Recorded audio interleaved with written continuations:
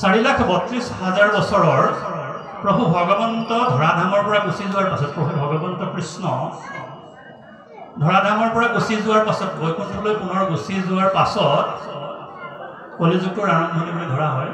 সেইকাৰণে প্ৰভু ভগৱন্ত পৃথিৱীৰ পৰা যোৱা এতিয়া 5,565 বছৰ মান হৈছে। সেই হিচাপত কলিযুগৰ বয়স 4,32,000 মাত্ৰ 5,565 বছৰমান বয়সে ইতিমধ্যে কলিযুগটোৰ পাৰ হৈ গৈছে। কলিৰ শেষত সত্য খবৰতে এবাৰ পাছে গৈ আছে। এই সত্য যুগটোৰ বয়স 4,32,000 8,66,000 বছৰ হৈছে। দ্বাপৰ যুগৰ বয়স 16,29,000 বছৰ, সেইটো হ'ব আপোনাৰ ত্ৰেতা যুগৰ বয়স। আৰু 27,000 বছৰ, সেইটো হ'ব সত্য যুগৰ বয়স। সত্য, ত্ৰেতা, দ্বাপৰ, কলি আমি যদি হিচাপ কৰি চাওঁ 4,32,000 মাত্ৰ 5,565 বছৰ বয়সে গৈছে। আৰু এই অৱস্থাতে আমাৰ চৌদিশৰ পৰিৱেশটো দেখিলে ভয় লগা নহয়। চৌদিশে চাবই নোৱাৰি, ধৰ্ষণ, লুণ্ঠন ইত্যাদি কৰি আহিছে। এইবিলাকৰ প্ৰয়োভৰ বাঢ়ি বাঢ়ি গৈ থাকিব। গতিকে 4,32,000 বছৰৰ পাছত আকৌ সত্য আৰম্ভ হ'ব। 4,32,000ক যদি 2ৰে পূৰণ কৰে তেতিয়া আপুনি দ্বাপৰ যুগৰ বয়স পাব। এটা সাধাৰণ সূত্ৰ কৈ দিছোঁ, যুৱক যুৱতীসকলে জানিব। আকৌ 4,32,000ক যদি 3ৰে পূৰণ কৰি দিয়ে তেতিয়া আপুনি ত্ৰেতা যুগৰ বয়স পাব। আৰু 4,32,000ক যদি 4ৰে পূৰণ কৰি দিয়ে তেতিয়া আপুনি সত্য যুগটোৰ বয়স পাব। আটাইতকৈ দীঘল সত্য যুগটোৰ বয়স। সত্য, ত্ৰেতা, দ্বাপৰ, কলি, এই 4টা যুগ হ'ল। এই 4টা যুগৰ অন্তত কলকিৰ শেষত সত্য আকৌ প্ৰৱৰ্তন হ'ব। সত্য, ত্ৰেতা, দ্বাপৰ, কলি, সত্য, ত্ৰেতা, দ্বাপৰ, কলি এনেকৈ যেতিয়া 1000 বাৰ শেষ হ'ব, 1000 বাৰ পৰিক্ৰম যেতিয়া শেষ হ'ব, সত্য, ত্ৰেতা, দ্বাপৰ, কলি, সত্য, ত্ৰেতা, দ্বাপৰ, কলি এনেকৈ 1000 বাৰ সম্পূৰ্ণ হোৱাৰ পাছত ব্ৰহ্মাৰ দিনটো শেষ হ'ব। এটা দিনৰ মাত্ৰ অৱসান হ'ব। আকৌ দিনৰ পাছত ব্ৰহ্মা হ'ব। যিমান দিন পৃথিৱীত আছিল, মানে সত্য, ত্ৰেতা, দ্বাপৰ, কলিকৈ যেনেকৈ এই ক্ৰমটোৰ 1000 বাৰ পৰিভ্ৰমণ কৰাৰ পাছত ব্ৰহ্মা ৰাতি ব্ৰহ্মা শুব। যিমান সময় পৃথিৱী আছিল সিমান সময় জলৰ মাজত পৃথিৱী থাকিব। তাৰ পাছত আকৌ সৃষ্টি হ'ব। এনেকৈ যেতিয়া ব্ৰহ্মাৰ 100 বছৰ হ'ব তেতিয়া সেই ব্ৰহ্মাৰ পতন ঘটিব। অৰ্থাৎ সেই ব্ৰহ্মাৰ আয়ুকালো শেষ হ'ব। সেইকাৰণে কৈছে আমাৰ ইয়াতে মনতে সংশয় হয়, ব্ৰহ্মাৰো পতন আছে। আমাৰ সময়ৰ হিচাপটো মনুষ্য লোকত যেনেকৈ হয়, ব্ৰহ্মলোকত তেনেকৈ নহয়, দেৱলোকত তেনেকৈ নহয়, পিতৃলোকত তেনেকৈ নহয়। ব্ৰহ্মলোকত কিন্তু সময়ৰ প্ৰভাৱ নাথাকে।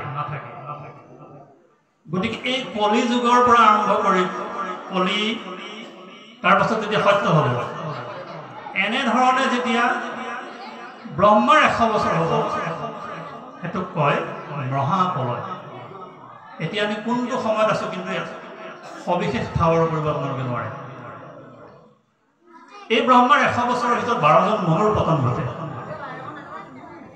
এতিয়া সেই 100 বছৰৰ পাছত যদি ব্ৰহ্মাৰ পতন ঘটিব তেতিয়া সমস্ত জীৱ জগতক প্ৰভু ভগৱন্তই উদৰত ভৰাই ল'ব। আৰু উদৰত ভৰাই লোৱাৰ পাছত আকৌ সৃষ্টি কৰিবৰ মানসেৰে প্ৰভু ভগৱন্তই প্ৰথম ব্ৰহ্মাক সৃষ্টি কৰিব। ব্ৰহ্মাক সৃষ্টি কৰাৰ পাছত এই ব্ৰহ্মাৰ আধা বয়স যেতিয়া যাব তেতিয়া ভাগৱত কেনেকৈ আহিব এই উদাহৰণটো আমাক দিছে। অস্বাদতয় অমৃতময়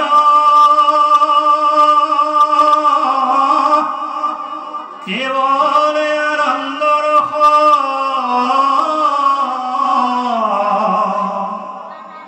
আছিল পূৰ্বত বৈকুণ্ঠত কৃষ্ণৰ কৃপাত পাছে অৰ্ধেক বয়স গৈনে অ পাইলে ব্ৰহ্মা পদ্মৰ কল্পত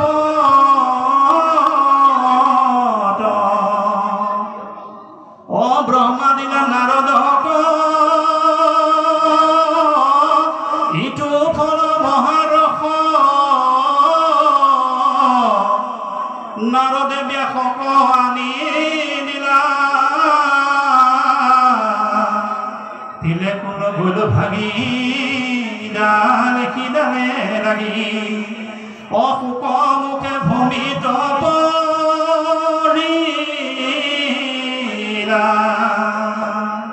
এইটো ক্ৰম দেখুৱাইছে ব্ৰহ্মাৰ যেতিয়া আধা বয়স গুচি গৈছে ব্ৰহ্মাৰ আধা বয়স গুচি যোৱাৰ পাছত ব্ৰহ্মাই ভাবিলে যে মই ক'ৰ পৰা আহিলোঁ মই ক'ত যাব লাগিব মই কি কৰা উচিত ব্ৰহ্মাৰ মনত কি সংশয় হ'ল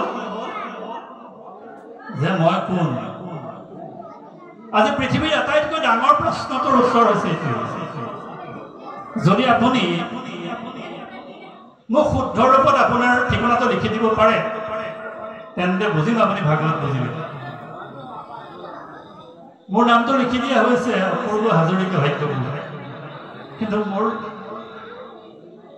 ভাগ্যপুৰ জানো ঠিকনা হয় আমি লিখিছোঁ ফৰ্ম ফিল আপ কৰোঁতে লিখিছোঁ নাই যে পাৰ্মানেণ্ট এড্ৰেছ স্থায়ী ঠিকনা ভাগ্যপুৰ কলিতা গাঁও বা যোৰহাট লিখিছোঁ নে এইটো জানো আমাৰ প্ৰকৃত এড্ৰেছ হয় স্থায়ী কাক কয় যি 100 বছৰ আগত আছিল আৰু 100 বছৰৰ পাছতো থাকি যাব হাজাৰ হাজাৰ বছৰৰ যদি যিটো বস্তু থাকি যাব সেইটো স্থায়ী বস্তু গতিকে মোৰ এই এড্ৰেছটো হ'ল আমি যিবিলাক দেখি আছোঁ চব মিছা কথা গতিকে আপুনি যিদিনাই আপোনাৰ আচল এড্ৰেছটো মোৰ ওচৰত লিখি দিব পাৰিব সেইদিনাই বুজিব আপুনি ভাগৱত বুজি উঠিছে আৰু যিদিনাই আপোনাৰ মনলৈ প্ৰশ্নৰ উদয় হৈছে মই কোন আপুনি ৰাতি আজি ভাবিব কৈ থাকোঁতে আপুনি কোন সোধক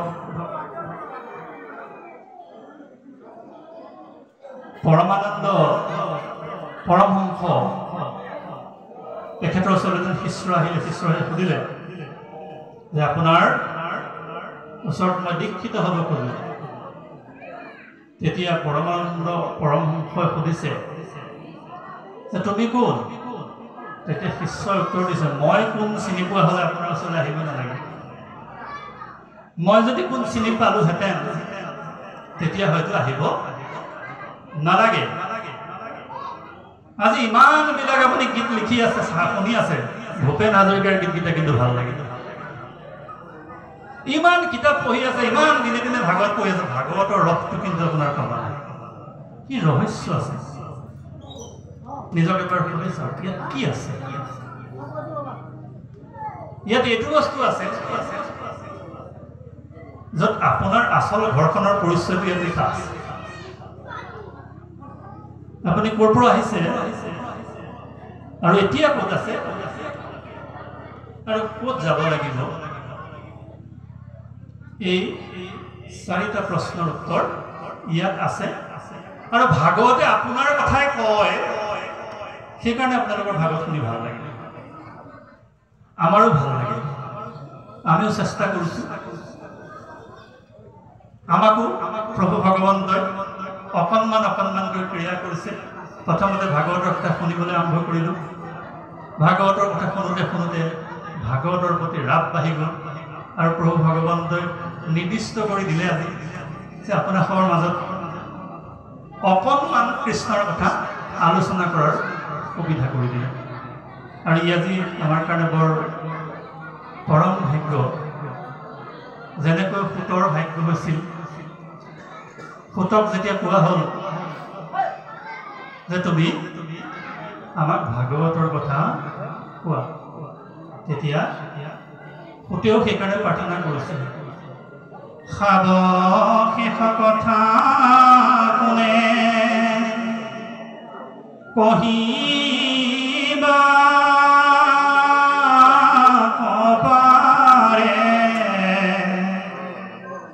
যেন পক্ষী উদয় পখাৰ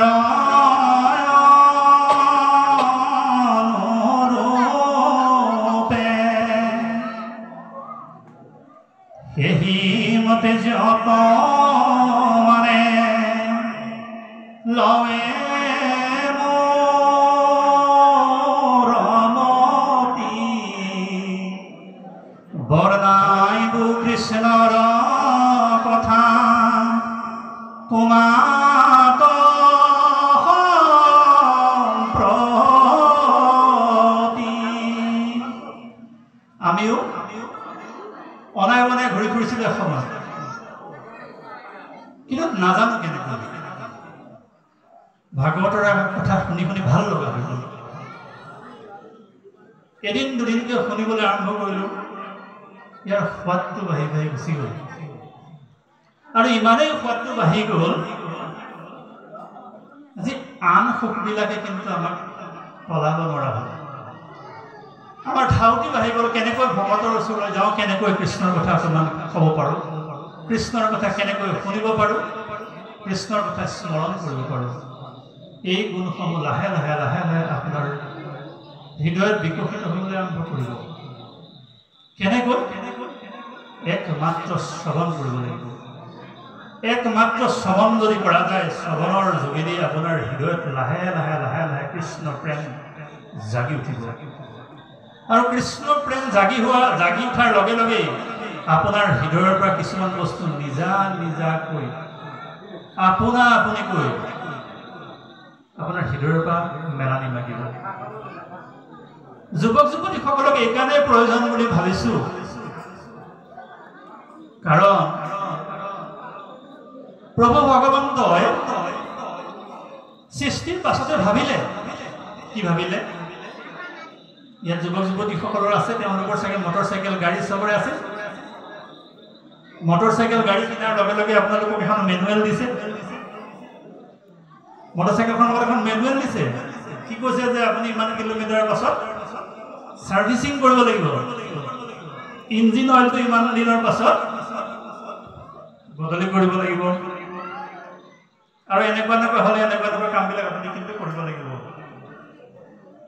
আপোনাক মেনুৱেলখন দি দিয়া হৈছে কোম্পানী দায়বদ্ধ নহয় কিন্তু আপুনি গাড়ী কিনি আনিলে কিনি একেবাৰে চলাইছে যেতিয়া খালত পৰিলগৈ তেতিয়াহে আপুনি মেনুৱেলখন মেলি চাইছে মই এনেকৈ চলাব নালাগিছিলে মোৰ চলাটো ভুলেই হৈ গ'ল গতিকে কোম্পানীয়ে কৈছে যে মই আমি গাড়ীখন বিকাৰ লগে লগে আপোনালোকক কিন্তু গাড়ীখন কেনেকৈ চলাব লাগিব তাৰ সম্পূৰ্ণ ব্যৱস্থা কিন্তু আপোনাক লিপিবদ্ধ ৰূপত এখন মেনুৱেল আকাৰত দিছোঁ আপুনি সেই মেনুৱেলখন নপঢ়াকৈ যদি গাড়ীখন চলাইছে গাড়ীখনৰ কিবা ক্ষতি যদি বিজুতি ঘটে সেই কোম্পানী দায়বদ্ধ নহয়